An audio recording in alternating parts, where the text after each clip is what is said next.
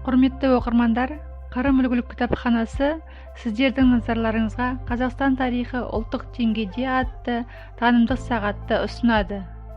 Әр мемлекеттің тәуелсіздігін білдіретін өзіне тән белгілері болады. Бүгінгі сол басты белгілердің бірі Қазақстанның ұлттық валютасы теңгесі туралы әңгімелейміз. Ұлттық валютамыз Қазақстан Республикасының тұңғыш президенті жарлығымен 1993 жылы 15 қараша күні таңғы сағат 8-ден бастап енгізілді. Алғашқы шыққан теңгелердің бірінші бетінде қазақ халқының әйгілі ұлы тұлғаларының бейнелері басылды.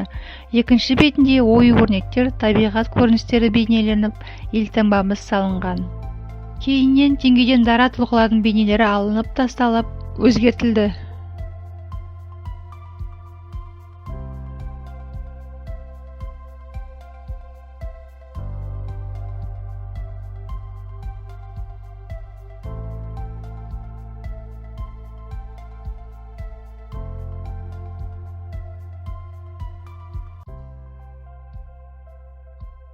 Халқымыз теңгені бұрын да пайдаланған. Теңге атауы орта ғасырлардан бастау алады. Орта ғасырда монеталарды тек беделді ру-тайпа өкілдері ғана шығарған. Қазақстан аумағында теңге тарихы ежелгі замандардан бастау алады. Ежелгі түркілер Ұлы Жібек жолының бойында 6-7 ғасырларда билеуші тайпалардың таңбасы шекілген, ру рәмізі бейнеленген теңге құя бастаған. 9-10 ғасырларда Отырар, Сайрам, тағы да басқа қалаларда монет сарайлары жұмыс істеген.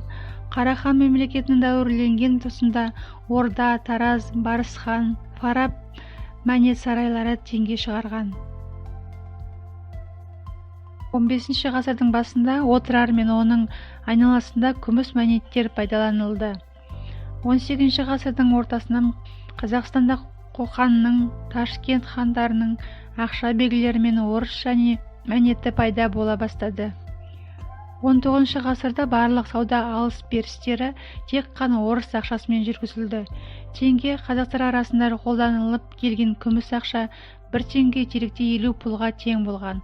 Күміс теңге күмістен не күміс араласқан дәрежелі әртүрлі металдардан жасалған. Қазақ даласында күміс теңгелер Россияға қосылғаннан кейін көп тараған. Бір ғажайыбы, мұндай теңгелердің халық қолына түскендері революциядан бұрынғы кезде әйелдердің шашбауына, шолпысына, киім өңірлеріне тағып жүретін сәндік бұйымдарына жаратылып келді. Ұлттық валюта еліміздің даму көзі, әлемдік деңгейге теңелудің алғашқы факторларының бірі.